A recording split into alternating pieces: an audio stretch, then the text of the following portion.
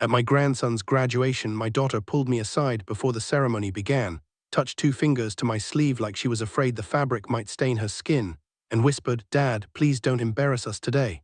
She said it gently, almost tenderly, which made it worse, because cruelty delivered in a soft voice still knows exactly where to land. I looked down at the old brown jacket I was wearing, the heavy canvas one my wife Vera had mended by hand 20 years earlier, and I understood all of it before Brielle finished blinking. I understood the jacket looked cheap beside the navy suits and pearl earrings gathering in the front rows. I understood my cane made me look fragile. I understood the scuffed shoes I had polished twice that morning still did not shine like Paxton's Italian leather. I understood her husband's family had arrived dressed like people who had never stood in a garage at 5:30 in the morning trying to repair a bus heater before children froze on the way to school. I understood, most of all, that my daughter was asking me to be present without being visible. Then my son-in-law Paxton stepped close enough for only the 3 of us to hear, smiled with that clean white smile he used at donor breakfasts and clinic dinners, and said, "Just stay quiet, Matteo. This is Rowan's day. Let's keep the focus where it belongs."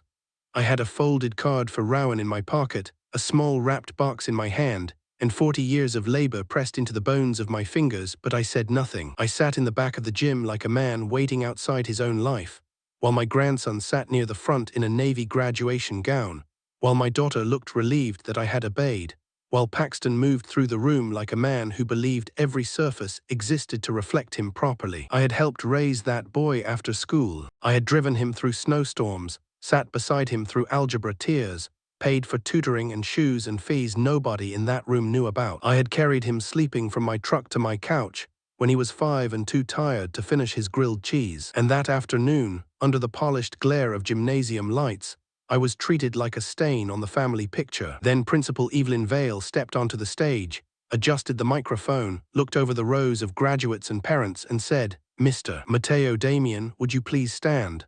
The sound that went through the gym after that did not feel like applause at first. It felt like a door opening in a house where everyone had been pretending there was no room behind it. "My name is Matteo Damien. I am 73 years old, born in Michigan, raised by parents who came down from Ontario with 2 winter coats, 3 cooking pots, and the kind of pride poor people carry because nobody can repossess it. My father had hands that always smelled of steel, machine oil, and cold weather even in July. My mother could make soup from almost nothing and still set the table like company might arrive. They did not teach me how to impress people. They taught me how to stay standing when nobody impressive was watching. I never became a doctor. I never wore a suit for a living. I never had an office with my name printed on glass. For most of my life, I worked around school buses in Kalamazoo, first as a mechanic, later as a route driver when someone called in sick, then as the man everybody found when a bus made a noise no one else could identify. I repaired brakes before sunrise in January cold,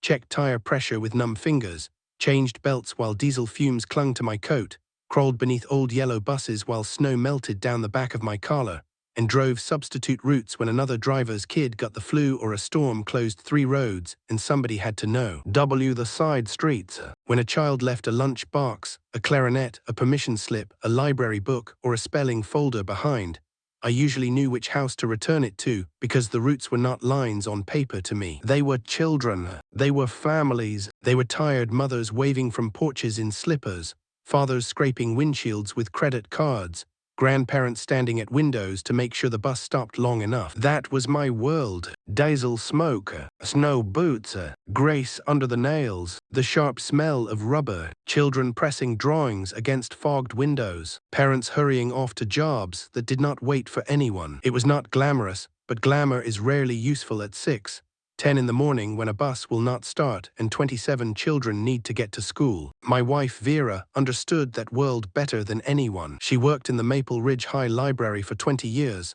and believed quiet children were not empty.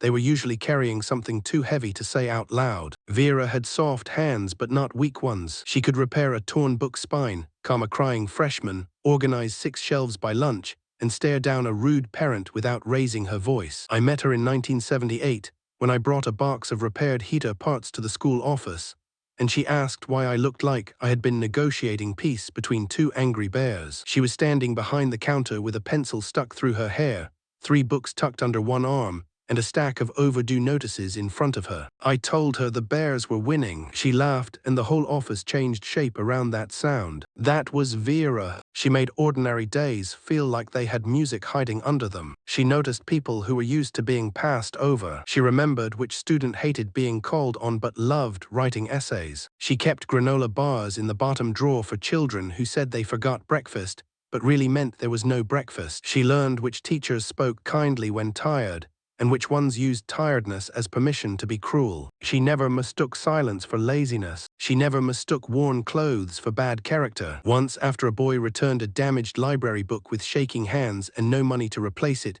Vera taped the cover back on herself, stamped it returned, and told me later, a child should not learn shame from paper. That was the woman who repaired my jacket, who built a life with me out of modest paychecks and unreasonable tenderness, who saw value in things other people were trained to discard. The brown jacket my daughter hated came from a winter sale in 1998. My old coat had a hole near the shoulder, and I had been pretending it did not matter because men like me are good at pretending discomfort is character. Vera found the jacket on a clearance rack, heavy canvas, dark brown, big pockets, strong zipper, lining thick enough for bus garage mornings. It was never fancy. It did not make me look successful. It did what useful things do. It worked. It kept snow off my back while I repaired bus 14 in a storm so hard the snow came sideways. It covered Rowan when he was 5 and fell asleep in my truck after tutoring, his mouth open, his small fingers curled around a plastic dinosaur he insisted was brave. It held bus keys, lunch receipts, cough drops, folded notes from students, emergency gloves, and once a tiny toy dinosaur a second grader swore was for emergency courage. In 2008, the left sleeve tore while I was changing a frozen belt behind the bus garage, and I came home tired, embarrassed, ready to throw it away. Vera took it from my hands like I had insulted an old friend. She said, "Don't throw away something just because it did honest work."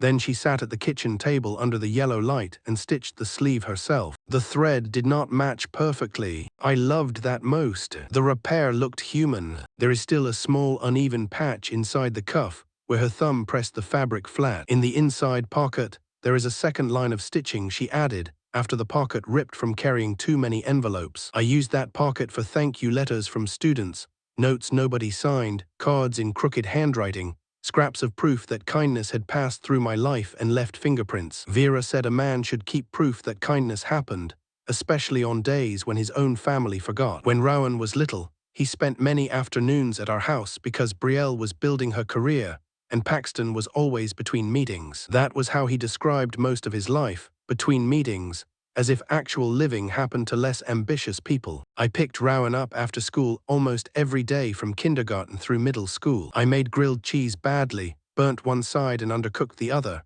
and he ate it anyway because children are loyal to rituals more than recipes. I listened to him explain science projects I barely understood. I drove him to tutoring when math started scaring him. I took him to the public library when Vera was still alive and watched him sit at her desk, pretending to stamp due dates in old paperbacks. He used to run to my truck before I even parked, backpack bouncing against his shoulders, cheeks red from cold, shouting, "Grandpa, did bus 14 survive today?" I would say, "Barely, but so did I." And he would laugh like I was the funniest man alive. Children are generous that way before adults teach them embarrassment. He knew the names of half the buses. He knew which seat in my truck squeaked. He knew Vera kept peppermints in the ceramic blue bowl near the front door. He knew my house smelled like coffee, old books, and motor oil, because my boots carried the garage everywhere. He loved me without translating me into something cleaner. After Vera died in 2020, the house changed. So did Brielle, although not all at once. At first she called often, brought casseroles, asked if I was eating, checked whether I had remembered appointments. Grief makes families gentle for a while, because everyone is afraid of what silence will reveal. Then Paxton's world crept in. More donor dinners, clinic events, school board breakfasts, community panels, polished family photos taken beneath flattering light. People who judged shoes before sentences. People who used the word legacy as if it meant engraved brass,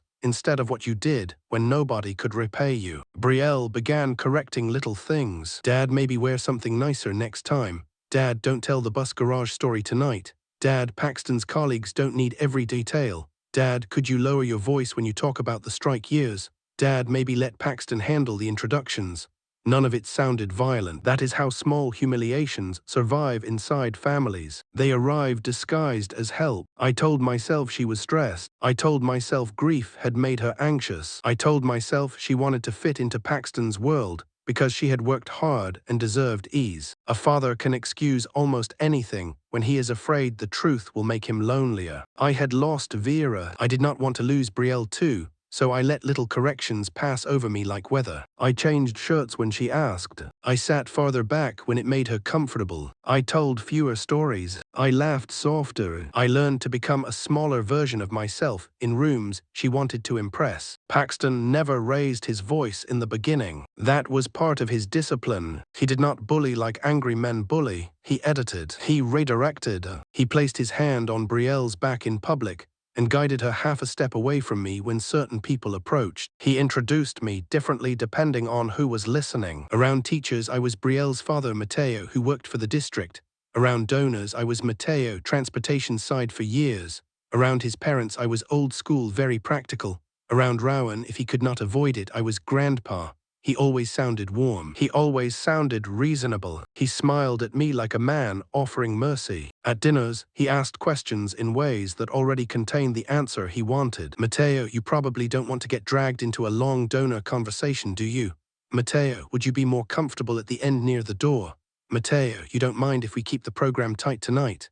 Brielle would look at me then, silently pleading for cooperation, and I would give it because I loved my daughter, because I loved my grandson, because I was 73 and tired of turning every meal into a courtroom. That is how people like Paxton win, not by forcing you to kneel all at once, but by making each small surrender look like kindness toward someone else. 1 week before Rowan's graduation, Maple Ridge High called me twice. I missed both calls while fixing my neighbor's lawn mower, a stubborn old thing that coughed smoke and refused to start unless you insulted it properly. When I mentioned the calls to Brielle that evening, she barely looked up from her phone. It's probably just another donation request, Dad. Don't worry about it. Her voice was too quick, but I let it pass. That was another mistake. Maple Ridge was not asking me for another donation. They were trying to stop someone from putting Vera's name in the wrong hands. I did not know that yet. What I knew was that the week had begun to feel crowded with things nobody wanted to say plainly. Rowan texted less. Brielle called more but spoke in shorter sentences. Paxton sent one polished message reminding me that the graduation weekend would be busy and emotionally charged, and that everyone should keep Rowan centered. I read those words 3 times in my kitchen, with the old blue kettle beginning to hiss on the stove, and felt something I did not want to name. Not suspicion exactly, more like a draft under a closed door. The night before Rowan's graduation, Brielle invited everyone to dinner at an Italian restaurant on the west side of Kalamazoo. She said it would be simple. That was the word she used. Simple. By the time I arrived, I could already tell Simple had been dressed up until it barely recognized itself. White tablecloths, low candles, a private room in the back, a printed menu with Rowan's name at the top in gold lettering, a small arrangement of blue and silver flowers at every place setting. The kind of dinner where people pretend the money is not part of the message. I stood near the entrance for a moment, holding a small wrapped box in one hand and a card in the other. Inside the box was my old school bus badge, not expensive, not impressive, but the badge I wore for years while driving substitute routes, checking winter tires, making sure children got home through lake effect snow. I wanted Rowan to have it before he left for college, not because I wanted him to become a bus mechanic, because I wanted him to remember that honest work does not become small just because other people stop looking at it. The card in my pocket had 3 sentences inside. I had rewritten them 6 times that morning. In the end, they simply said, "You have always been worth showing up for. Do not let the world teach you to admire people who only know how to be seen. Love, Grandpa." Brielle saw me first. Her smile tightened before her arms even opened. "Dad," she said softly, "you made it." Like I was an unexpected package that had arrived damaged but still technically on time. She kissed my cheek quickly, then glanced down at my jacket. One glance, no words. But daughters do not know how loudly they can wound their fathers without speaking. "You're wearing that," she whispered. I looked at my sleeve, at Vera's uneven stitching near the cuff. "Yes," Brielle lowered her voice further. "I thought maybe you'd wear the gray coat I bought you, the one that still has the tags on it. It looks nicer to who? I asked. She did not answer. That told me enough. Her eyes flicked toward the room behind her, toward Paxton's parents, toward Kellen Moore, toward people who cared about fabrics and lighting and introductions. I saw her calculate how visible I would be in photographs. I saw her decide whether asking again would make things worse. Finally, she pressed her lips together and said, "Just tonight, please try to understand the room." She did not realize I understood the room too well. I understood I was not meant to belong in it. Across the room, Paxton stood beside his parents laughing with Kellen Moore, a local advertising owner, school board member, and the kind of man who shook hands like a camera might appear at any second. Kellen had silver hair cut precisely, a watch that looked heavy, and a face trained to show concern without surrendering advantage. Paxton waved me over, but did not introduce me right away. That was the first thing I noticed. He introduced Brielle as our communications expert, Rowan as our future Michigan State man, his parents with their full titles, including his father's retired partnership at a law firm. Then he looked at me and said, "This is Mateo, just Mateo. No father-in-law, no Rowan's grandfather, no man who picked the boy up after school for 12 years. Just my name left sitting there by itself." Kellen gave me a polite smile that did not know where to land. "Nice to meet you, you too," I said. Paxton added, "Mateo worked with the school district transportation side for years." Transportation side. I almost smiled. That was a clean way to say he thinks I smelled like diesel. Paxton's mother tilted her head and said, "How useful." She meant it kindly, perhaps, but useful can sound like a drawer you open when something breaks, not a person. Brielle touched my arm quickly. "Dad, your seat is right over here." She led me toward a smaller table near the service door, not separate enough to be obvious, not included enough to be accidental. There was one chair beside a stack of extra napkins, and a narrow aisle where servers passed with trays. I looked at the main table. Rowan sat between Paxton's parents and Brielle. A place card marked Kellen Moore sat across from him. There was no card with my name. Brielle spoke before I could ask. "We had to keep the seating balanced." Balanced. That word did a lot of work that night. It balanced Paxton's family in the photos. It balanced Brielle's image in front of school people. It balanced me right out of the center of my grandson's celebration. I sat down anyway. Older men learn to sit through pain if making a scene would hurt a child they love. A server brushed my shoulder twice carrying plates. Nobody apologized because nobody noticed. Rowan saw me from the main table and lifted his hand. "Hi, Grandpa." His smile was real, small but real. I started to stand, but Paxton's voice cut in smoothly. "Rowan, come here for a picture with your grandparents." I rose halfway before realizing he meant the Reedleys. Paxton's parents moved around Rowan immediately, arranging themselves beneath the wall lights while Brielle adjusted her son's collar. I sank back down. The wrapped bus badge felt heavier in my hand. During dinner, Paxton talked most. He had that talent certain confident men have, making conversations sound generous while steering every room toward themselves. He asked Rowan about college plans, then answered half the question for him. He praised Brielle for building bridges between school and community stakeholders. He spoke about legacy building, financial structure, public-facing initiatives, and the importance of taking small acts of goodwill and scaling them into sustainable civic models. Kellen nodded along like a man hearing words he already liked. I cut my chicken slowly and tried not to listen. But then Paxton said something that made my fork stop halfway to my plate. "There's an older scholarship fund tied to the library program," he said. "Great history, but honestly it could use modern management."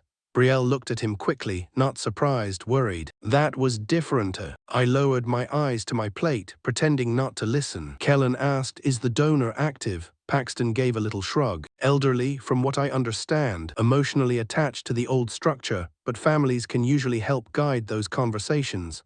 Families guide conversations. People who want something rarely say take at first. They say guide. They say modernize. They say protect the legacy. Across the room, Brielle suddenly looked toward me. For 1 second, I saw the girl who used to climb into my truck after school with paint on her sleeves and ask if we could stop for fries before going home. Then Paxton touched her back, and the grown woman returned, careful, composed, ashamed. I did not ask about the scholarship during dinner. I wanted to. My mouth filled with questions, so heavy I had to swallow around them. What older fund? What modern management? What donor? What family? But Rowan was sitting there in his graduation weekend excitement, trying to enjoy the last night before a ceremony he had worked hard to reach, and I would not turn his dinner into an argument. So I listened. Paxton's voice softened when he discussed strategy. That was how I knew he was dangerous. Loud men often run out of force. Soft men can keep tightening the rope without making a sound. He said the school needed cleaner donor narratives.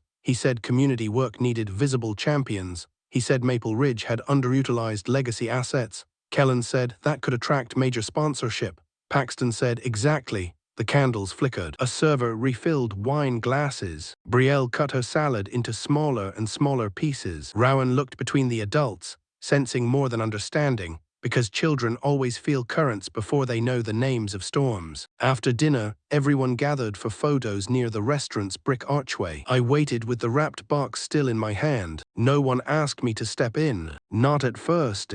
Not after the first photo. Not after the second. Finally, Rowan glanced around and said, "Where's Grandpa?" Brielle answered too quickly. "He's right there, honey." Right there, like being visible across the room was the same as being included. Paxton's mother laughed softly and said, "Let's get one more before the light changes." The picture was taken without me. Later, sitting alone in my old truck in the parking lot, I saw Brielle's post appear on my phone. "So proud of our classy graduate." In the photo, Rowan stood surrounded by Brielle, Paxton, the Reedleys, and Kellen Moore. My grandson looked handsome. My daughter looked polished. My son-in-law looked successful. And I was nowhere in the frame. The small gift box sat unopened on the passenger seat. The card in my pocket had bent at one corner. For a while, I just watched the restaurant windows glowing warm against the dark. Through the glass, I saw Paxton touch Rowan's shoulder and lean in for one more conversation with Kellen. I saw Brielle laugh at something Paxton's mother said. I saw a version of family arranged for display. Then I drove home slowly with Vera's old stitching rubbing against my wrist every time I turned the wheel. Back in my kitchen, I opened the tin box where Vera kept old school papers, scholarship receipts, student letters, and things she said mattered too much to leave in drawers with batteries and rubber bands. I do not know what I expected to find. Maybe comfort, maybe proof that I had not imagined Paxton's words. Near the bottom, under a stack of thank you notes and library volunteer rosters, I found a copy of an old document I had not looked at in years. At the top it read Vera Damien Quiet Hand Scholarship, Anonymous Donor Terms. I sat down slowly because suddenly Paxton's dinner conversation did not sound like networking anymore. It sounded like a man circling something he did not yet know belonged to me. The paper trembled slightly in my hands, which made me angry at my own body. I was not frightened of Paxton. I had dealt with broken axles in whiteout conditions, school board budget cuts, angry parents, union meetings, and buses that should have been retired before half the current teachers were born. But family fear is different. It does not come from danger. It comes from the possibility that someone you love has helped danger find the door. I barely slept that night, not because of the restaurant,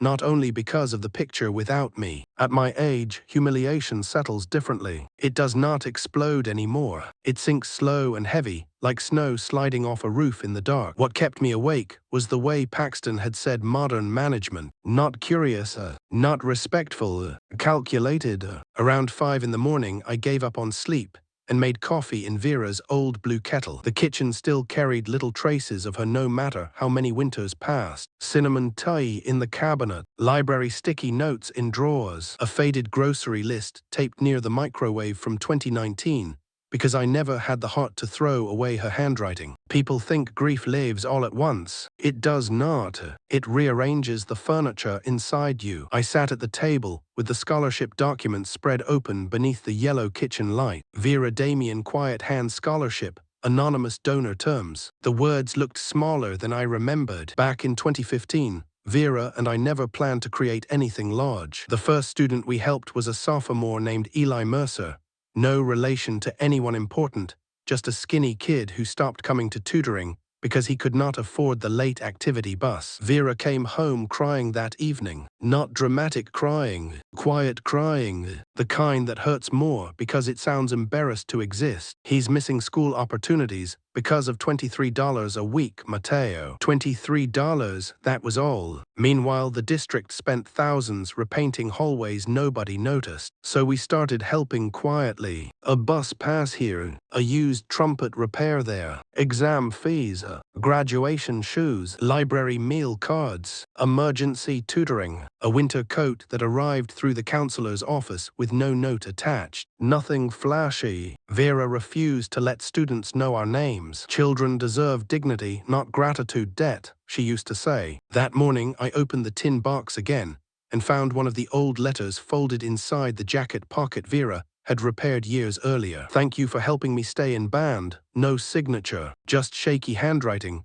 the words leaning uphill as if trying hard to arrive. I rubbed my thumb over the paper for a while. Then my phone rang. Maple Ridge High School again. This time I answered. Mr. Damien, a woman asked, her voice older, steady, familiar. This is Hattie Burns from the front office. I remembered her immediately. Hattie had worked at Maple Ridge almost as long as Vera. She knew every student, every teacher divorce, every parent who lied about missing forms, every senior who needed a quiet place to cry for 5 minutes before returning to class. School secretaries run America more than politicians do. People just do not admit it. Morning, Hattie, you should have called us back sooner. Something in her tone made me sit straighter. Is something wrong? A pause. Papers shuffling. Then her voice dropped. I think someone's asking questions about Vera's scholarship who shouldn't be. My fingers tightened around the coffee mug. What kind of questions? The kind rich men ask when they're trying to rename something.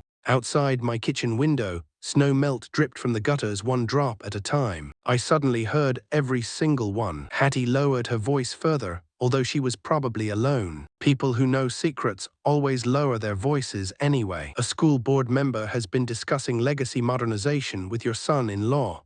There it was again. Modernization. A pretty word wearing expensive shoes. I leaned back slowly. What exactly does Paxton think he's modernizing? I don't know yet, Hattie admitted, but he came by 2 weeks ago asking whether the original donor was still actively involved. And what did you tell him? I told him donor records aren't casual conversation.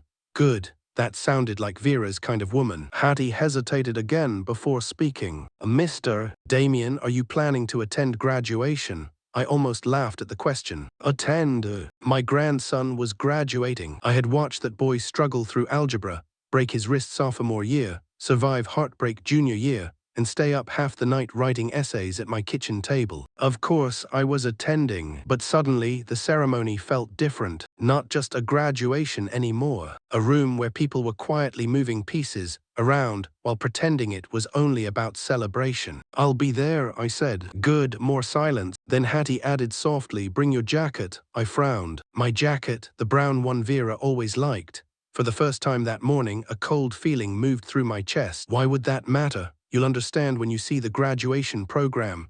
The line clicked dead before I could ask anything else. An hour later, I arrived at Maple Ridge early to pick up Rowan's reserved seating ticket from the office. The school smelled exactly the same: floor polish, old lockers, printer ink, gym air, cafeteria sugar, and a faint ghost of wet coats even though winter was gone. Time passes differently inside schools. Every hallway still carries pieces of children who already grew old somewhere else. Near the front entrance stood a folding table stacked with graduation programs, blue and silver covers, Rowan's class year embossed in neat lettering. I picked one up absent-mindedly, then froze halfway down the inside page. Beneath the section titled Special Recognitions were the words Vera Damien Quiet Hands Scholarship, 9 years of student support. My throat tightened immediately because Vera's name had never appeared publicly before. Never. And beneath the title was one sentence that made my stomach drop. Presented in partnership with the Maple Ridge Educational Legacy Initiative. I stared at those last 3 words for a very long time. Educational Legacy Initiative. That sounded exactly like Paxton. Clean,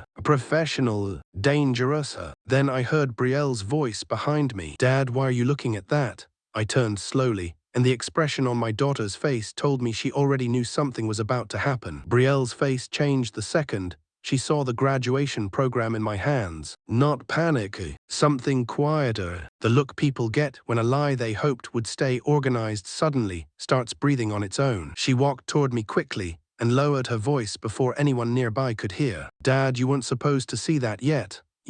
I folded the program carefully. See what? The scholarship section. I watched her eyes instead of her words. Parents learn that trick early. Children stop telling the truth with their mouths long before they stopped telling it with their faces. Why is Vera's name printed publicly this year? I asked. Brielle crossed her arms. It's just part of a new school initiative. There's that word again. She sighed immediately, already irritated that I was making something inconvenient instead of simple. Dad, not everything is suspicious. No, I said quietly. Only the things people start hiding.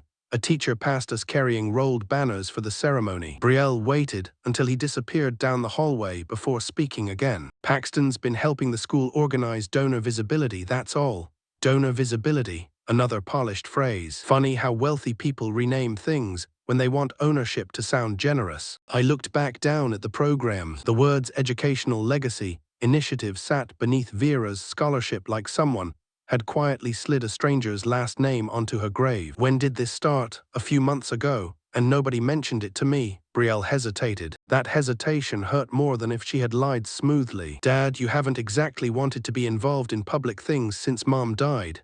There it was. Not cruel enough to sound cruel. That is how family damage usually works. It arrives wearing concern. I nodded slowly. So Paxton stepped in for me. That's not what I said, but it was.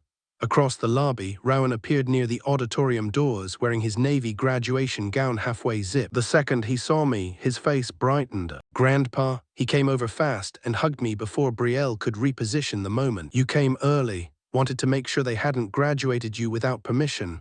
He laughed, same laugh from when he was little. For 1 second, everything felt normal again. Then Paxton entered the lobby beside Kellen Moore. Both men stopped briefly when they noticed the program in my hand. Tiny moment, easy to miss, but I saw it. Paxton recovered first. Mateo, he said warmly. Good to see you. Warm men are sometimes the coldest ones in private. Kellen shook my hand again, though this time he looked slightly less comfortable. Big day for Rowan, I answered. Paxton smiled. And for the school too. We're trying to bring some new energy into community partnerships. Community partnerships, another phrase dressed to hide fingerprints. I asked lightly, does Vera's scholarship need new energy? Paxton chuckled like we were discussing weather. No. It's just about making sure these programs survive long-term. Survive. Interesting word. The scholarship had survived 9 years already without him. Before I could answer, Hattie Burns appeared from the office hallway, carrying a stack of folders against her chest. She stopped the moment she saw us grouped together. Hattie was in her 60s with silver hair,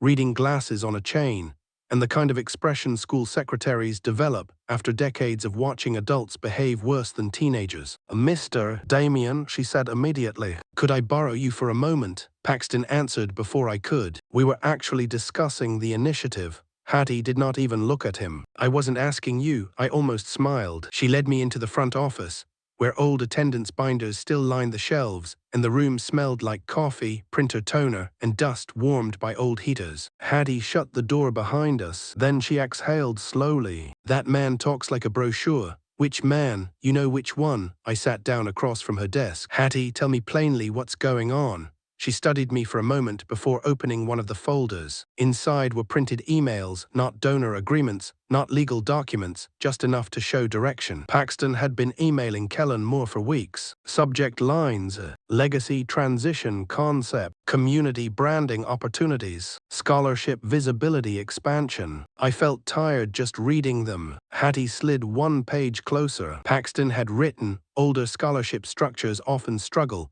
because original donors resist modernization. Another line beneath it: family members can help guide emotional conversations toward sustainable outcomes. I stared at the page. Family members meaning Brielle. Hattie removed her glasses. Mr. Damien, I don't think Paxton knows the full donor structure yet. Then what does he know? That Vera helped start it, that money came through your household, and that the board thinks there may be larger expansion opportunities.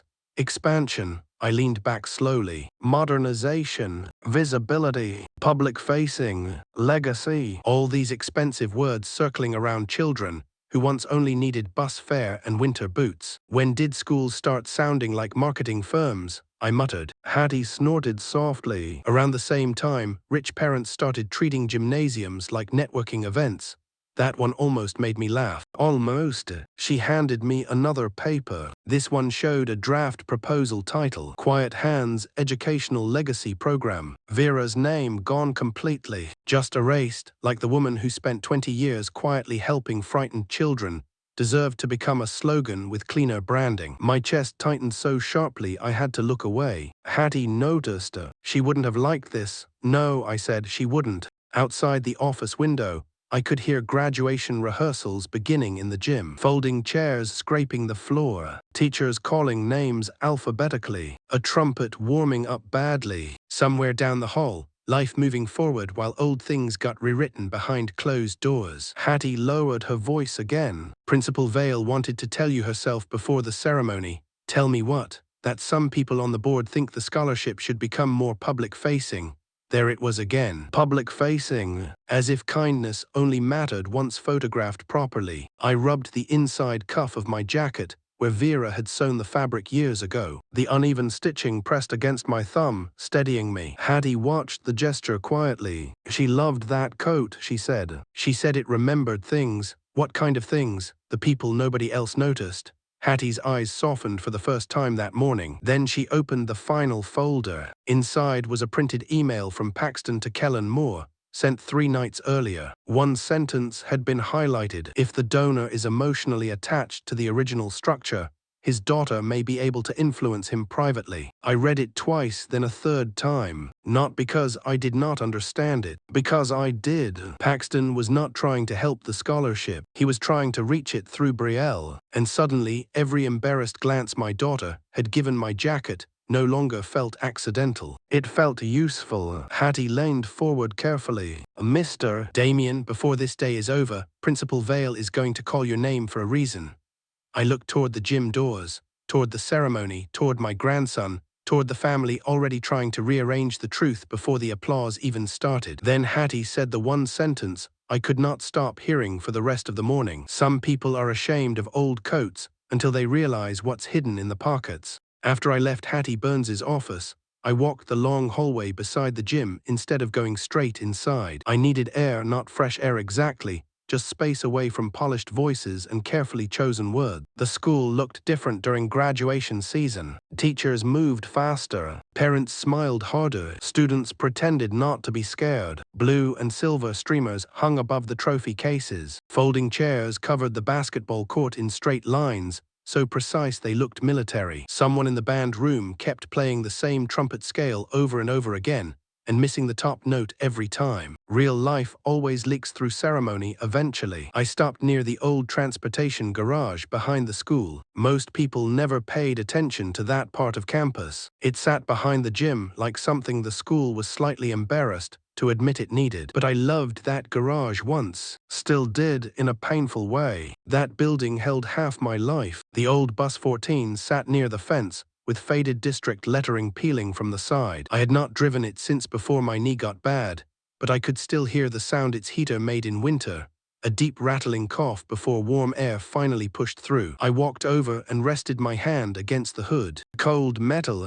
Old friend, you still smell like bad decisions, I muttered. Talking to buses now, I turned. Nora Bly stood near the side entrance carrying a cardboard tray, with 2 coffees balanced carefully in her hands. Nora had taught English at Maple Ridge for almost 30 years before retiring. She and Vera used to stay late together during exam weeks, grading papers while arguing over mystery novels and cafeteria pie. Only the honest buses, I answered. That one nearly killed 3 alternators and a vice principal. She deserved worse.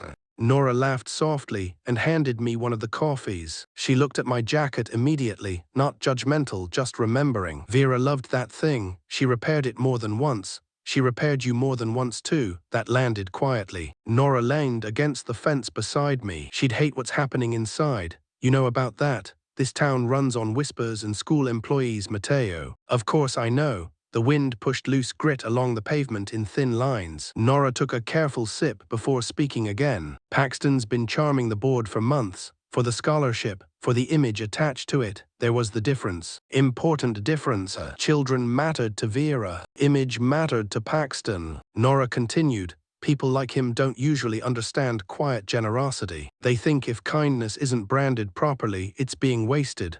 I almost smiled at that. Sounds exhausting. It is. She nudged my arm lightly. But dangerous too. A maintenance worker rolled a ladder through the side hallway nearby. Graduation music drifted faintly through the gym wall, life continuing while conversations quietly sharpened underneath it. Nora lowered her voice. He wants to turn the scholarship into a flagship community initiative. Flagship. That's the word he used at the planning luncheon. I rubbed my jaw slowly. Every phrase sounded like it had been washed in expensive soap before entering the room. Legacy initiative, community visibility, modern donor structure. Not one sentence about frightened students trying to afford exam fees. Not one. Nora studied my face for a long moment. You're angry? No, I said automatically. Yes, you are. I looked back at bus 14, at the rust near the wheel well, at the cracked mirror I used to mean to replace. When Vera died, I promised myself I wouldn't become a bitter old man. That's not what this is. Then what is it? Nora answered without hesitation. You built something quietly. Now someone wants to wear it publicly. That sentence sat between us a while. The worst part was she was right. It was not entirely about money. The scholarship was never enormous. Some years Vera and I barely managed the extra support ourselves. One winter we postponed replacing our own washing machine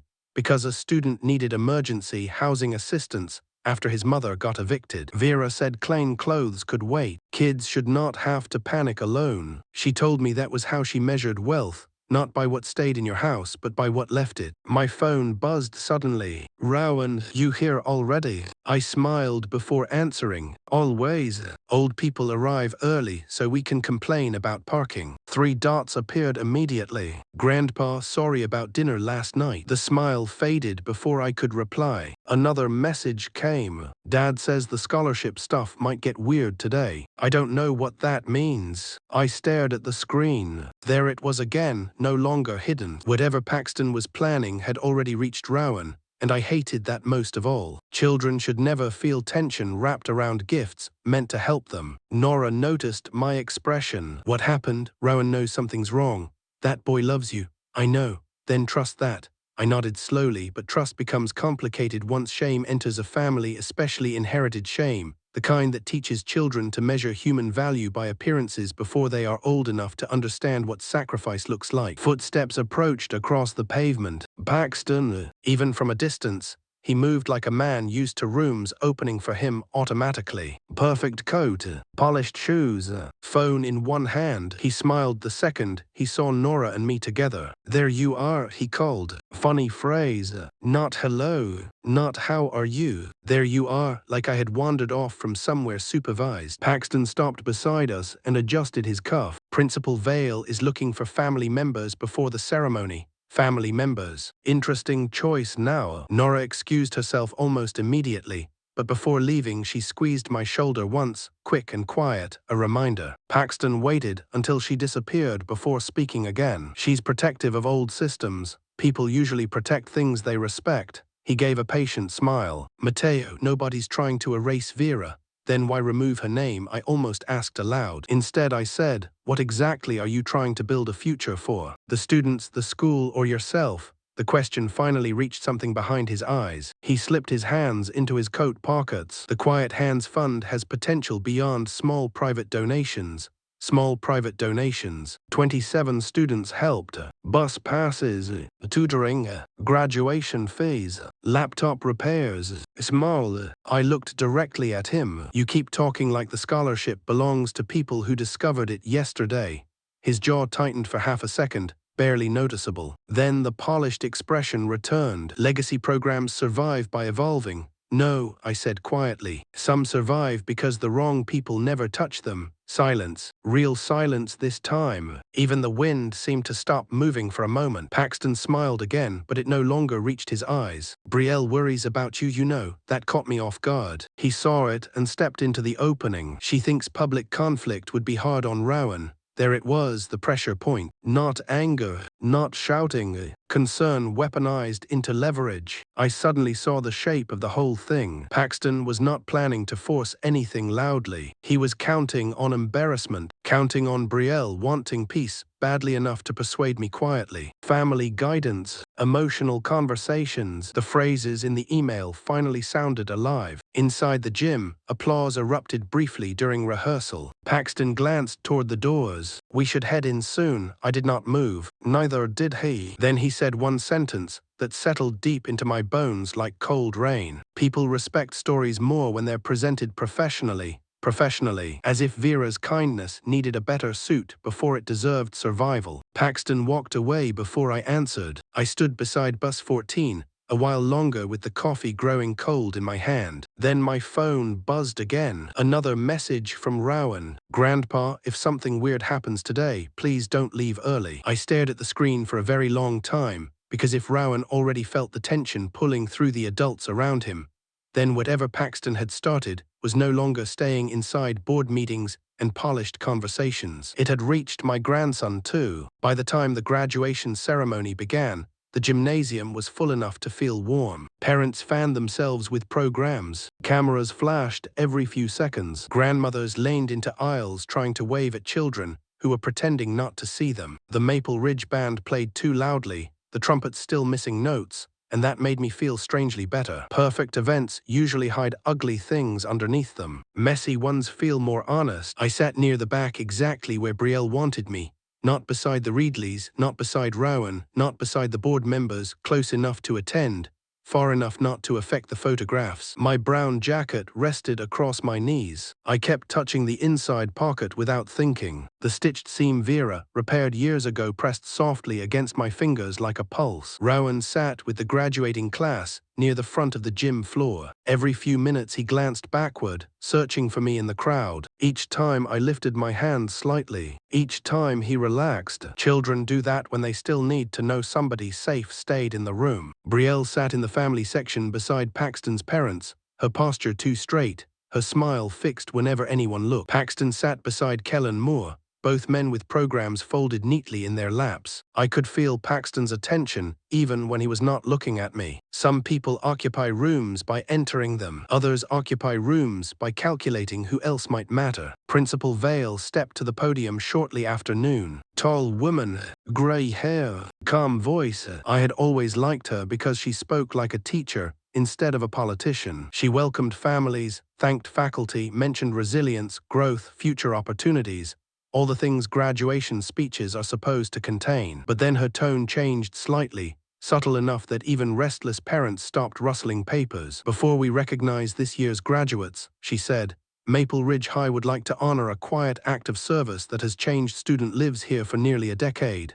My chest tightened immediately. Across the gym, Paxton straightened in his chair. Kellen Moore folded his hands together carefully. Brielle stopped smiling. Principal Vale continued, 9 years ago, after one of our students nearly left school because he could not afford transportation support, 2 members of this community chose to help quietly rather than publicly.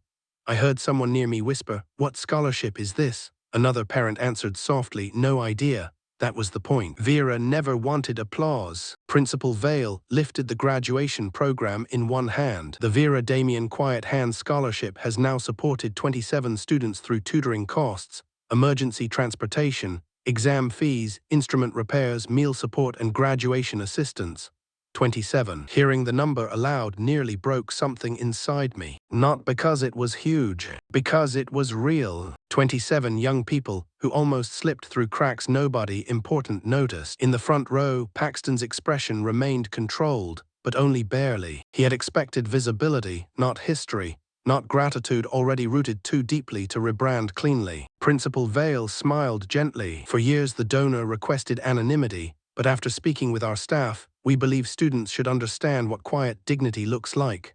Then she looked directly toward the back rows, toward me. "Mr. Matteo Damien, would you please stand?" The gym fell strangely still. I did not move at first. For one embarrassing second, I honestly thought she might mean another Matteo Damien somewhere else in Michigan.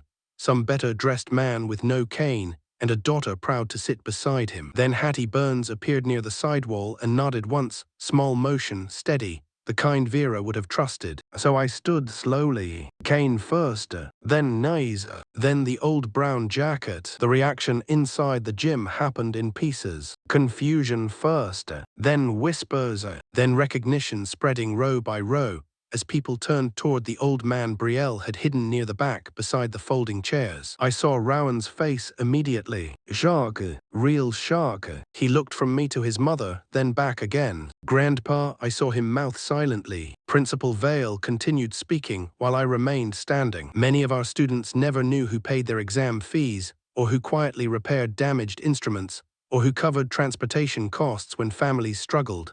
She paused. But the man standing right now did not do those things for recognition. He did them because he believed embarrassment should never decide whether a child receives opportunity. The gym erupted into applause. Not polite applause, real applause. Teachers stood first, then parents, then students. Even some graduates rose halfway from their chairs, clapping toward the back rows. I could not breathe properly for a moment, not because of pride, because Vera should have been there. I kept imagining her standing beside the gym wall with that tired library smile she wore whenever students succeeded quietly, her hands folded, her eyes wet but her mouth determined not to tremble. Rowan stood completely now, eyes wet, clapping harder than anyone. Across the aisle, Brielle looked pale, not angry, worse, ashamed. True shame arrives when public truth collides with private behavior. Paxton did not clap immediately. He smiled, but I could see the math happening behind his eyes, recalculating, adapting. Men like Paxton never panic first. They strategize first. Principal Vale lifted another paper. This year alone, 6 graduating seniors received support through Quiet Hands programs.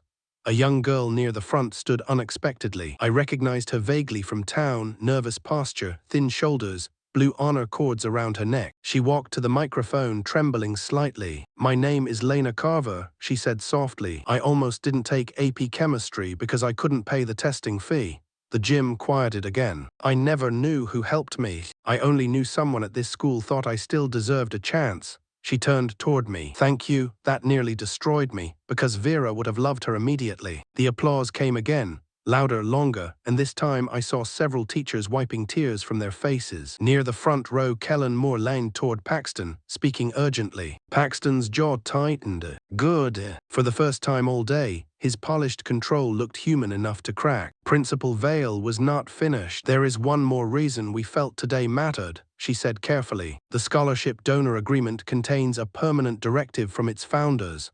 My stomach shifted slightly. Founders, plural, Vera and me. Not an initiative, not a branding opportunity, not a future campaign. Us. Principal Vale continued. "The scholarship must remain independent from public marketing partnerships and cannot be renamed, redirected, or absorbed into outside management structures without direct approval from the founding donor." Silence hit the gym like weather. I watched Paxton go perfectly still. Not dramatic. That was what made it powerful. He suddenly understood something horrifying. The old man in the cheap jacket was not standing outside the scholarship. I was the wall protecting it. Kellen's expression changed too fast. Board members smell legal complications quicker than smoke. Brielle looked at me again, this time not with embarrassment, but with realization, painful realization. Like she had suddenly remembered every small correction she made about my coat, my stories, my hands, my voice, while standing inside a legacy built quietly by those same hands. Then Rowan did something nobody expected. He left his graduation seat right in the middle of the ceremony. Principal Vale paused, startled, as my grandson crossed the gym floor in front of everyone. Paxton whispered sharply, "Rowan," but the boy kept walking straight toward me. 18 years old, graduation gown half open, face red from crying too hard in public. When he reached me, he hugged me so tightly my cane nearly slipped. "You paid for kids to graduate," he whispered. "No," I answered softly. "Your grandmother and I just helped when we could." Rowan stepped back looking devastated. "Why didn't Mom tell me?" I glanced toward Brielle. She could not meet either of our eyes. The gym remained completely silent now, except for cameras clicking somewhere near the aisles. People were no longer watching a ceremony. They were watching a family split open under the weight of truth. Principal Vale cleared her throat gently. "Mr. Damien Maple Ridge would like to formally thank you." I started to answer, but before I could speak, Paxton stood up. The look on his face told me he was about to try taking control of the room back before it slipped away completely. For a moment after Paxton stood up, Nobody in the gym moved. Not the students, not the teachers, not even the restless little brothers kicking folding chairs near the back rows. The whole room felt suspended between two versions of the same story, the polished one and the true one. Paxton adjusted his jacket calmly before stepping toward the aisle microphone. That calmness bothered me more than anger would have. Men who panic can still tell the truth accidentally. Men like Paxton organize themselves first. He smiled toward Principal Vale. This is obviously an emotional moment for everyone, he began smoothly, and we're all grateful for what Mateo and Vera contributed over the years. Contributed. Like we sponsored table decorations at a fundraiser. I felt Rowan stiffen beside me. Paxton continued carefully, but the educational initiative was always meant to protect the scholarship's future and expand its reach. Nobody was trying to erase anyone. It was not denial. Reframing. The rich rarely fight facts directly. They rename them until people grow tired. Principal Vale did not answer immediately. Good administrators learn silence can expose people faster than argument. Paxton turned slightly toward the crowd. We simply believed these opportunities could help even more students with the right structure. Polite nods moved through some parents near the front. Of course they did. On paper, expansion sounded noble. That was the danger. Bad intentions almost always arrive wearing reasonable clothes. Then Rowan spoke, not loudly but loud enough. Then why didn't you tell me Grandpa started it? The gym went still again. Paxton's expression shifted for half a second. Tiny crack. He recovered quickly. Rowan, this isn't the time. No, Rowan answered. I think it is. I looked at my grandson carefully. His hands were shaking, not from fear, from disappointment. That kind hurts deeper. Brielle stood abruptly from her seat. Honey, sit down. But Rowan turned toward his mother. You knew too. Brielle opened her mouth, closed it again. The silence answered for her. I suddenly wished Vera were there more than I had since the funeral. Not to defend me, to defend Brielle. Because Vera always understood how shame spreads quietly through people until they stop recognizing themselves. Paxton stepped closer to Rowan. Your grandfather doesn't want conflict during graduation. Interesting. He spoke for me automatically. That told me he still believed control belonged to him. Rowan looked back toward me. Grandpa, did you really pay for kids to graduate? I nodded once. Sometimes. Your grandmother and I helped when schools couldn't. How many? 27. The number hit him hard again. 18-year-old boys still believe 27 lives sounds enormous. Honestly, maybe they are right. Paxton exhaled slowly through his nose. We're turning a personal family matter into public theater. That sentence changed the room because suddenly people understood something important. He cared more about optics than truth. Hattie Burns crossed her arms near the sidewall like a woman, already done pretending patience. Principal Vale stepped toward the microphone again. With respect, Mr. Ridley, the school chose to recognize Mr. Damien because students deserve to understand where support came from. Paxton smiled tightly. And support also requires sustainability. There was that word again. Sustainability. As if kindness from working people becomes unstable until wealthy people supervise it. I finally spoke quietly, but the microphone near the aisle carried my voice farther than I expected. Funny thing about sustainability, I said. The scholarship survived 9 years before anyone tried putting your logo on it. A few parents laughed nervously. Paxton did not. His face hardened immediately. First real emotion all day. Good. I was getting tired of polished language. Brielle looked horrified now, not only because of Paxton, but because she realized people were starting to see the entire shape of our family dynamic. The corrections, the distancing, the embarrassment. Public shame cuts differently once witnesses exist. Principal Vale attempted to guide the ceremony forward. Perhaps we should continue honoring our graduates. But Rowan interrupted softly. Grandpa, why do you still wear that jacket? The question caught everyone off guard. I looked down at the brown fabric across my arm, the repaired cuff, the worn zipper, the faded sleeve edges Vera once stitched under yellow kitchen light. Then I answered honestly, because your grandmother touched this jacket more times than anyone else alive ever touched me. The entire gym went silent. Even Paxton. I continued slowly. She repaired it when I couldn't afford another one. She stuffed notes into the pocket. Student letters too. Every rip in this coat reminds me we survived something. Brielle's eyes filled suddenly. There finally, the girl she used to be pushed through the woman she trained herself to become. For 1 second I saw my daughter at 14, wearing oversized paint-stained sweaters while Vera braided her hair before school. Then the moment vanished again because shame does that too. It opens doors briefly, then slams them shut once pride notices. The ceremony eventually resumed, but the room never fully settled afterward. People kept glancing toward me during speeches, toward the jacket, toward Paxton, toward Brielle. Stories had shifted places inside their heads, and once that happens publicly, families never return completely unchanged. After the diplomas were handed out, everyone flooded toward the gym floor for photographs. Phones everywhere, flowers everywhere, teachers hugging exhausted parents. I stood near the bleachers waiting for Rowan, not pushing forward, not claiming space. Old habit. Then I saw Brielle gathering Rowan and the Reedleys beneath the school banner for family photos again. No gesture toward me, no invitation, just movement organizing itself around appearances automatically. I watched quietly while photographers adjusted angles and Rowan forced exhausted smiles. Paxton placed one hand lightly on Rowan's shoulder like a campaign photo. Perfect, someone said. Perfect, the ugliest word in modern families, because perfect usually means somebody invisible paid the price for it. I started turning away. Then Rowan suddenly looked up. His eyes searched the crowd until they found me standing near the bleachers, holding the small wrapped box I still had not given him. Everything on his face changed immediately. Wait, he said. Nobody listened. Another photo started. Flash, smile, adjust. Paxton's mother straightened Rowan's collar again. The wrapped gift box felt strangely heavy in my hand. So did the bouquet of blue flowers I bought quietly that morning from a grocery store near my house.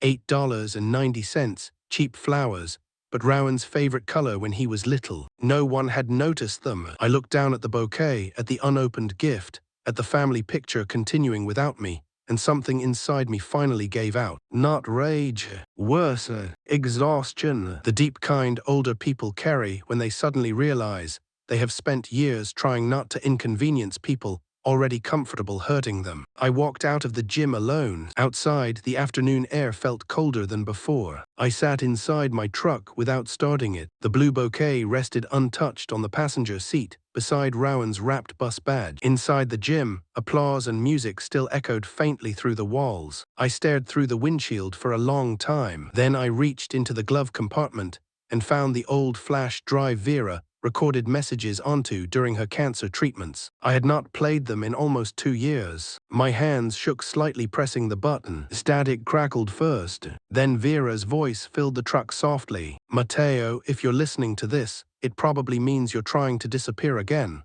I closed my eyes immediately. Outside the windshield, families were still taking graduation pictures. Inside the truck, my dead wife was about to tell me something I desperately needed to hear. Vera's voice always sounded calmer on recordings than it did in real life. In life, she interrupted herself, laughed at the wrong moments, lost her place halfway through stories because she noticed birds outside windows. But on those recordings, her voice carried the softness people discover only after accepting they may not have much time left. Static crackled once more. Then she sighed gently. You always do that when people make you feel inconvenient. I know you think leaving quietly protects everyone else from discomfort, but sometimes leaving only protects the people hurting you. I lowered my head because she knew me too well. Her recorded voice softened further. And if this has something to do with the scholarship, listen carefully. We created quiet hands for children who already feel invisible. Promise me nobody turns it into a performance.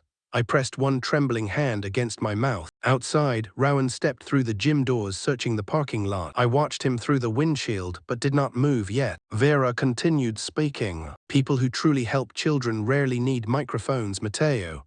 Then a pause long enough to hurt. If someone ever tries to use our work to make themselves look important, protect the students first, not the adults.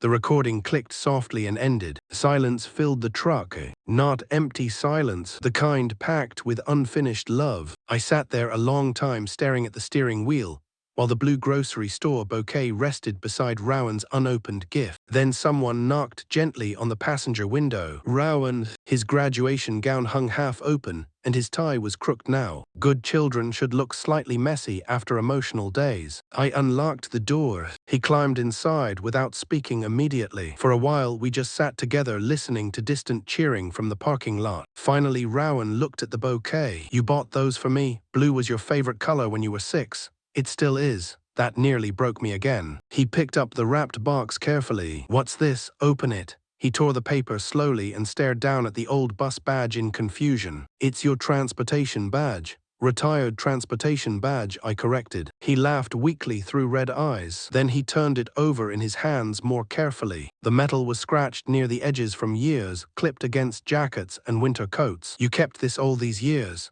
I wore it almost every day from 1989 until retirement. Why give it to me? I looked out toward the school. Because the world's going to introduce you to impressive people, Rowan. He stayed quiet. Some of them will have expensive shoes, perfect smiles, important titles. I glanced at the badge in his hands. But if you're lucky, once in a while you'll meet somebody who quietly keeps children safe during snowstorms without needing applause afterward.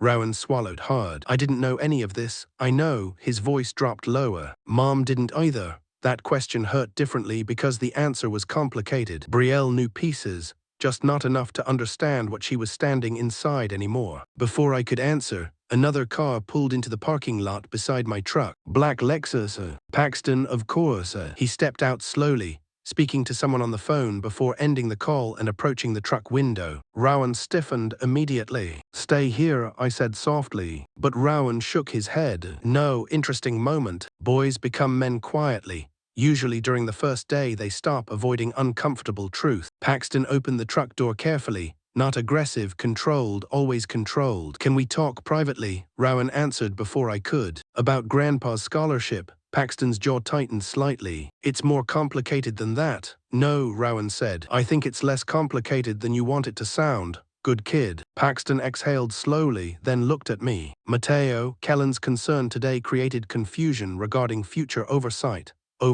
There it was again, the language of ownership dressed like responsibility. I finally asked the question directly. How much were you planning to control? Paxton hesitated. Small mistake. Hesitation exposes ambition faster than greed. We were discussing broader community partnerships. With Vera's name removed, his eyes shifted once toward the gym. Not denial. Confirmation. Rowan looked stunned. You wanted to rename Grandma's scholarship. Paxton answered too fast. We wanted something more scalable. I almost laughed. Poor children needing bus passes had become a scalability discussion. That was modern America in one sentence. Then Paxton made his biggest mistake. He stopped talking to me like family and started talking to me like a problem requiring negotiation. Mateo, emotionally attached founders sometimes resist growth opportunities.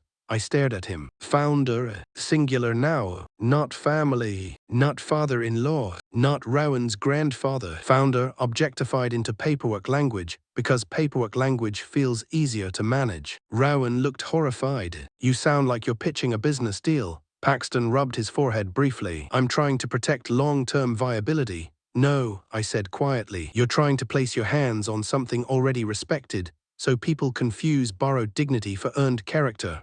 That landed hard for the first time all afternoon. Paxton looked genuinely angry, not loud angry, cold angry. Men like him rarely yell. They calculate consequences first. You think this is about ego. I think you like standing beside things that make people clap. Silence. Then footsteps approached quickly across the parking lot. Brielle. She stopped beside the truck, breathing unevenly. Her mascara had smudged slightly beneath one eye. Good. Real emotion had finally survived longer than her composure. Rowan, get back inside, she said immediately. No, she looked toward me next. Dad, please don't do this today. Interesting phrase. Not please don't misunderstand. Not please forgive us. Please don't do this. As if truth itself had become the disruption. I stepped out of the truck slowly, cane pressing into the pavement. The afternoon sun hit harder outside. Around us, families continued celebrating, completely unaware our conversation was tearing open years of hidden rot. I looked at Brielle carefully. When were you going to tell me Paxton planned to remove your mother's name?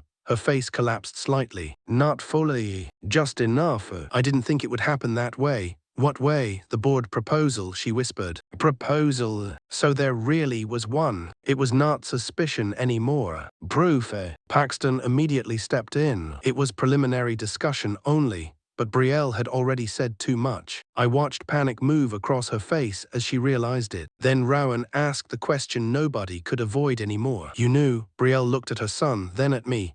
then at the jacket she used to ask me not to wear in public. And suddenly, my daughter started crying. Not graceful crying, exhausted crying, the kind that comes when pretending finally costs more energy than honesty. I just wanted people to respect us, she whispered. There it was, the whole tragedy. Not greed first, shame first. Paxton stepped toward her immediately. Brielle, but she pulled away. You kept saying Dad's image made things harder, she said shakily. You kept saying donors trust polished leadership more. Rowan stared at his father in disbelief. And you believed him, he asked his mother. Brielle covered her mouth with one hand. That answer was yes. I suddenly felt older than I had all year, because I realized my daughter had not stopped loving me. She had simply learned to value appearances more than the man who sacrificed for her. And that kind of damage spread slowly, until families barely recognized themselves anymore. Then my phone rang. Unknown number. I almost ignored it. Almost.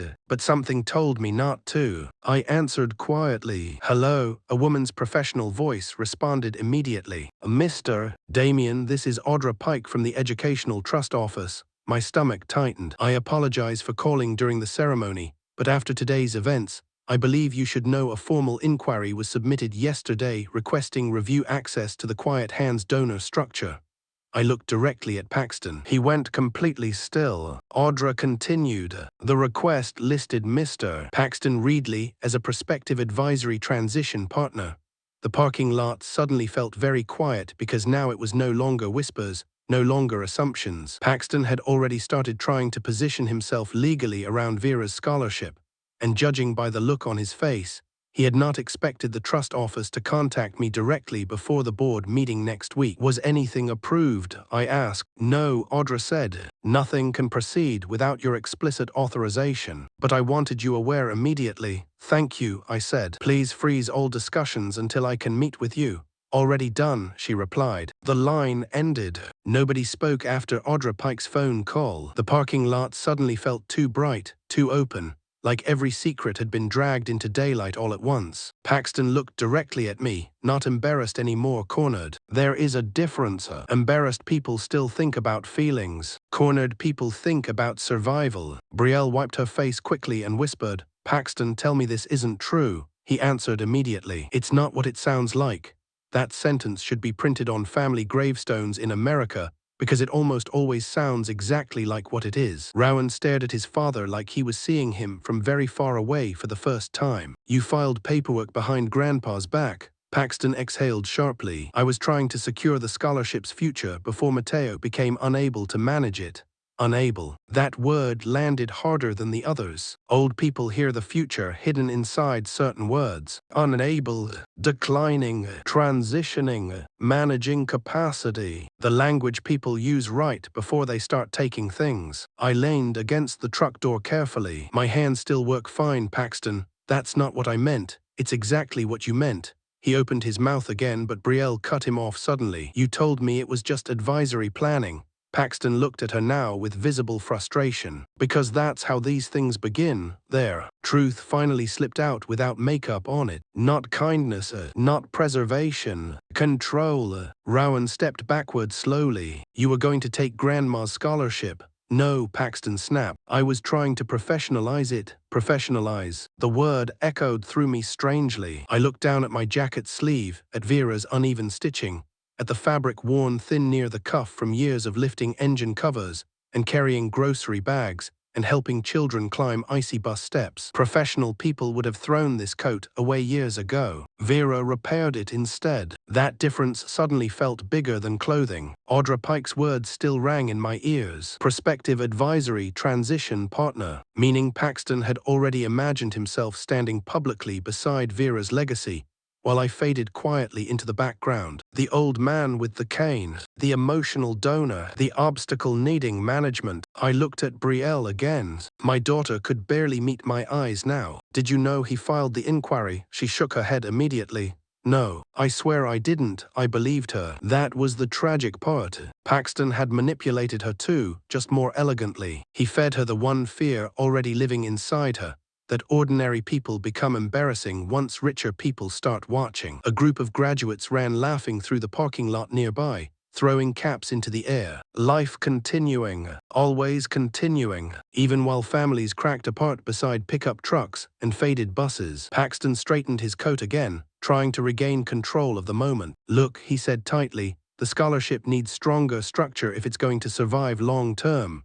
I finally lost patience. Not loudly, calmly, which frightened him more. "You keep talking about survival like Vera's memory is a business franchise." Silence. I stepped closer. "For 9 years, children got help because nobody turned their struggles into a publicity campaign." Paxton's face hardened. "And for 9 years, almost nobody knew the scholarship existed." Exactly. That answer hit him harder than anger would have, because men like Paxton cannot understand invisible generosity. If no cameras see kindness, they think it disappeared. Rowan looked between us both helplessly. Then quietly he asked the question that mattered most. "Grandpa, were you ever going to tell me?" I looked at him carefully. "No, why?" "Because helping people is not supposed to become a debt they owe you forever." His eyes filled again immediately. God, he looked so much like Vera when he cried. Not dramatic, honest. Brielle suddenly sat down hard on the curb beside the parking lot island, covering her face with both hands. "I did this," she whispered. "No," I said quietly. She looked up shocked. "Yes, I did. I kept asking you to dress differently, act differently, talk differently." Her voice broke. "I made you feel small." There it was finally spoken aloud, not hidden beneath polished words anymore. I walked toward her slowly. My knee hurt with every step. "Age makes forgiveness physically tiring sometimes." "I know why you did it," I told her. Brielle shook her head through tears. "No, you don't." "Yes," I said softly. "You were afraid people would judge where you came from." That hit her immediately because it was true. Paxton watched the exchange silently, now realizing the room he controlled earlier no longer existed. Not after truth entered it. I sat carefully beside Brielle on the curb. "My father worked steel shipments near Windsor," I said quietly. "He smelled like oil and cold weather every day of his life." Brielle listened silently. "When I was 12, I used to wish he wore nicer clothes too." She looked at me slowly. "I hated when other kids saw his lunch pail. I thought successful people looked clean all the time." The confession seemed to shock her. I continued. "Then I got older and realized clean hands often means somebody else carried the heavy things." Tears rolled down her cheeks harder now. "I'm sorry, Dad, not fixed, not healed, but real." That mattered. Behind us, Paxton finally spoke again. "So what happens now? Interesting. Not how do we repair this? Not how do I apologize? What happens now?" Business language even at the edge of collapse. I stood back up carefully and faced him. The afternoon wind moved lightly across the parking lot. Students shouted somewhere near the football field. A graduation balloon drifted loose into the sky. "Now the scholarship stays exactly where Vera left it." Paxton folded his arms. "That's emotional thinking." "No," I answered. "It's protective thinking." Then I reached into my jacket pocket and pulled out the folded donor agreement copy. The old paper still carried crease marks from years inside Vera's tin box. I handed it to him. "Read the final paragraph." He scanned it quickly. His expression changed instantly. "Good." He finally understood the trap he had walked himself into. The document stated clearly that no advisory board member, community partner, school board representative, or family relation could assume oversight authority without unanimous approval from the original donor and trust administrator. Beneath that clause sat Audra Pike's signature from a renewal 6 months earlier, meaning Vera and I had protected the scholarship legally long before cancer took her. Paxton looked up slowly. "You updated this recently?" "Yes." "Why?" I smiled sadly. "Because Vera saw people like you coming before I did." That one finally pierced him. "Not publicly, personally." The worst wound for proud men is discovering they were predictable. Kellen Moore suddenly emerged from the school entrance, hurrying toward us, clearly having heard enough rumors already. "Paxton," he called sharply, "we need to talk." The school board smile was completely gone. Now Kellen looked nervous, very nervous. He glanced at the donor agreement in Paxton's hand, and immediately understood liability had entered the conversation. Board members love publicity. They hate documentation. Kellen lowered his voice urgently, but not enough. "The trust office contacted Principal Vale." Paxton's face darkened. "And they're freezing all restructuring discussions immediately." There it was, the whole thing collapsing in real time. No dramatic explosion, no courtroom, no screaming. Just powerful people quietly backing away once consequences appeared. Paxton's shoulders tightened as he looked toward the school doors, toward the families, toward the little social world he had been building brick by polished brick. I realized then that consequences do not always arrive as punishment. Sometimes they arrive as silence. Invitations stop coming. People stop using your name when they need legitimacy. Rooms still open, but less warmly. Paxton understood that faster than anyone. Kellen took the agreement from him, read 2 lines, and swore under his breath. "Why didn't you tell me this clause existed?" "I didn't know," Paxton said. "You said the daughter could influence him. I said we could explore options." Their voices lowered further, but the damage had already been done. Rowan heard enough. Brielle heard enough. I heard enough. The thing Paxton had dressed, as civic leadership stood naked now, as ambition looking for a coat to wear. I looked toward the school gym one last time. Parents still taking photographs. Teachers hugging graduates. Children stepping toward futures they did not yet understand. And suddenly, I realized something important. The scholarship was never the real fight. Respect was the right of ordinary people to remain visible in a country obsessed with polished success. The right to wear a repaired jacket without becoming an embarrassment. The right to build something quietly without someone richer deciding it would look better with their name beside it. Rowan walked over slowly, holding the old bus badge against his chest. "Grandpa, can we take a picture together?" I looked at Brielle, at her ruined makeup, at her lowered eyes, at the shame finally cracking open into something human. Then I looked at Paxton standing alone now, perfect coat, perfect shoes, nothing left protecting him except silence. For the first time all day, I realized I no longer needed revenge nearly as much as he needed consequences. "Yes," I told Rowan, "we can take a picture."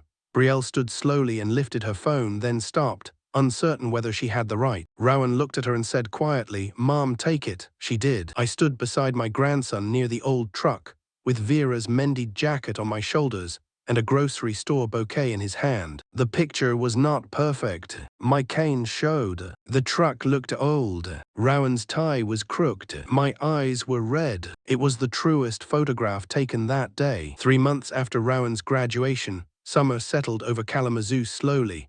The kind of summer where old men sit outside hardware stores drinking weak coffee, while teenagers pretend they invented loud music. Life looked normal again from the outside, but families rarely returned to exactly who they were after truth finally speaks out loud. The school board quietly cancelled every discussion connected to Paxton's legacy initiative 2 weeks after graduation. Kellen Moore resigned from the advisory committee shortly afterward.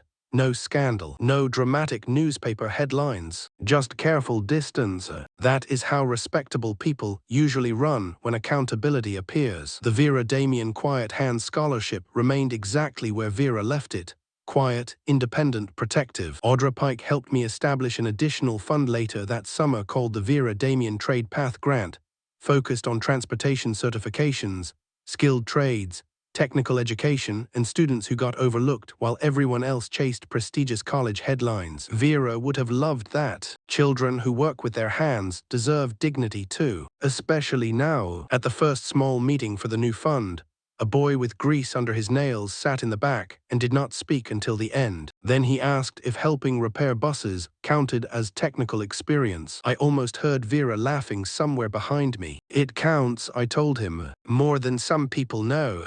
As for Paxton, he never really apologized. Not honestly. He sent long emails about misunderstanding intentions, emotional overreactions, and a shared desire to maximize student impact. The kind of messages written by people trying to sound reasonable enough to escape consequences. But consequences came anyway. Not revenge movie consequences. Real ones. Brielle separated their finances before autumn. The school district stopped involving him in scholarship planning. Kellen stopped returning his calls. The clinic donors still shook his hand, but less enthusiastically. People around town began speaking about him more carefully than admiringly. Image-based men suffer deeply once admiration becomes uncertainty. Paxton did not collapse. Men like him rarely collapse publicly. He adjusted. He blamed tone. He blamed misunderstanding. He blamed me privately, I am sure. He became colder with Rowan for a while, then overly kind, then distant when kindness did not restore authority. Rowan noticed. Children always notice what adults call complicated. My grandson changed after graduation. Not dramatically. He still laughed, still texted me photos of bad cafeteria food, still forgot to answer questions until hours later. But something watchful entered him. He listened differently when adults spoke. He stopped accepting polished explanations immediately. Once in September, he called me after a student leadership meeting and said, "Grandpa, I think some people use community service to decorate themselves."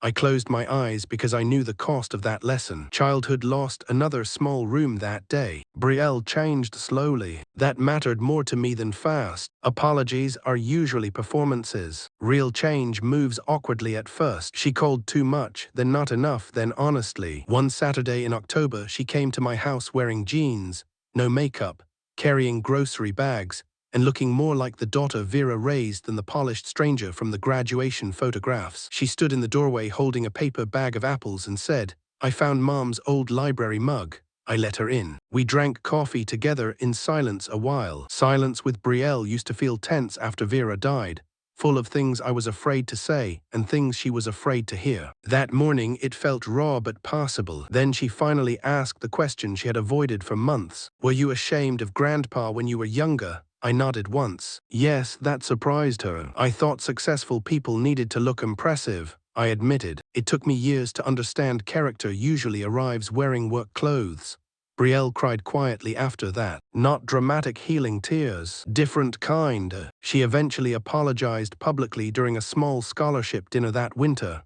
No excuses, no careful wording, just truth. "I spent too many years worrying whether my father looked successful," she told the room. "I should have been asking whether I looked grateful." That one stayed with people, including me. Still, forgiveness did not repair everything. People like simple endings because they are easier to carry, but real endings are mostly things you learn to live around. Brielle and I speak now, but there are rooms inside our relationship we no longer enter easily. She still flinches when I mention Paxton. I still remember the restaurant photo without me. She still sometimes starts to correct my jacket and stops herself halfway through the first word, and the stopped word hangs between us worse than if she had said it. Rowan visits every Sunday when classes allow. He keeps the old bus badge in his backpack and says it reminds him that useful people matter more than impressive ones. Smart kid, but I sometimes catch him watching his parents with a guarded expression that never belonged on his face before. That is what manipulation does to children,